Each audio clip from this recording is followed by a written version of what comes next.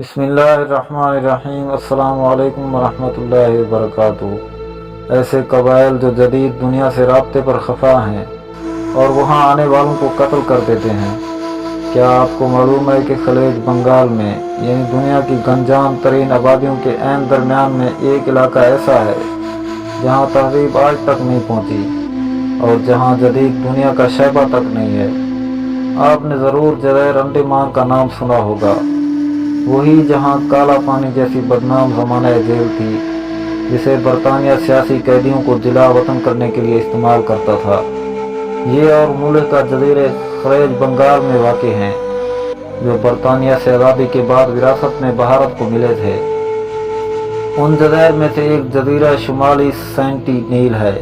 یہاں کے رہنے والوں لوگوں کو سینٹینیلی کہا جاتا ہے اور یہ اس علاقے کے دیگر 6 قبائل میں سے ایک ہے جن میں انڈمانی، جراوا، اونگے، شومپن اور نکوباری شامل ہیں۔ ان میں سے صرف سینٹینیلی ہی ایسے ہیں جو باقی دنیا سے بالکل نہیں ملنا چاہتے، بلکہ جس نے بھی ایسی کوشش کی ہے اکثر و بیشتر اسے ان کی جانب سے انتہائی جارحانہ رد عمل دیکھنا پڑا، بلکہ کچھ لوگ تو ان کے ہاتھوں مارے بھی گئے ہیں۔ جزیرے کے لوگ آج اس جدید دور میں بھی گویا پتھر کے زمانے میں رہتے ہیں۔ ان کا طرز زندگی آج بھی ویسا ہے جیسا انسان کا آج سے ہزاروں سال پہلے ہوگا۔ ماہرین بشریات خطرہ لاحق ہے کہ ان سے رابطہ کرنے یا میل جول بڑھانے کے نتیجے میں انہیں عام انسانوں پہ وہ بیماریاں لگ سکتی ہیں جن کے خلاف ان کے جسم میں مدافعت نہیں پائی جاتی۔ اس لیے اس جزیرے میں داخل ہونے پر اب پابندی عائد ہے اور اس کے گرد 5 باہری میل کے علاقے میں کوئی داخل نہیں ہوتا۔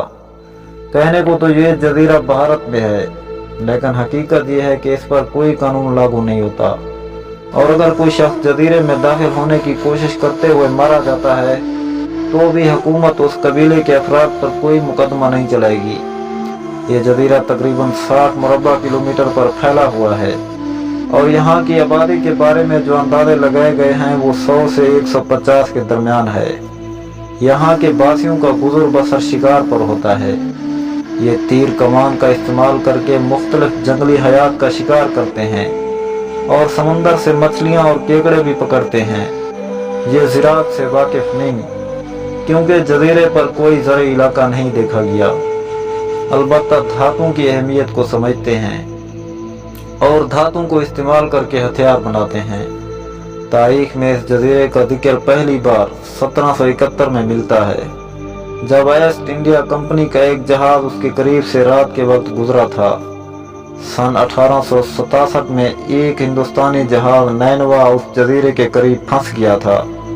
مسافر اور عملہ بحفاظت ساحل تک پہنچ گیا اور وہاں تیسری روز مقامی قبائلی افراد نے ان پر تیروں سے حملہ کر دیا۔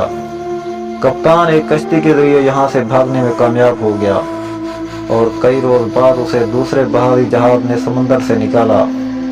باقی تمام مسافروں کی جزیرے پر موجودگی کی اطلاع ملنے پر برطانوی بحریہ نے یہاں کا رخ کیا اور دیکھا کہ مسافروں نے ڈنڈوں اور پتھروں سے مقابلہ کر کے قبیلیوں کو بھگا دیا تھا اور پھر وہ دوبارہ ان کی طرف نہیں آئے۔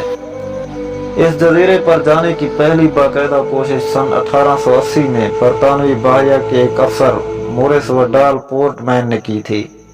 انہوں نے چند مسلح اہلکاروں کے ساتھ اس جزیرے پر قدم رکھا اور انہیں آتا دیکھ کر قبیلی گھروں سے بھاگ گئے تھے۔ کئی روز کی تلاش کے بعد انہیں چند گم ملے۔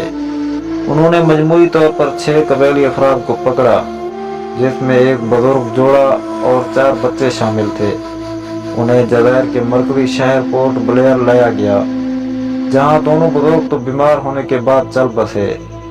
بچے مرے تو نہیں لیکن وہ بھی بیمار ضرور پڑ گئے، جس پر انہیں جلد بازی میں واپس جزیرے پر لایا گیا اور بہت سے تحفے تحائف کے ساتھ چھوڑ دیا گیا۔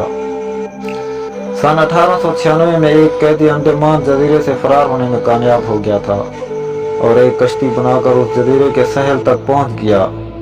تلاش کے دوران اس کی لاش اس جزیرے کے ساحل سے ملی تھی۔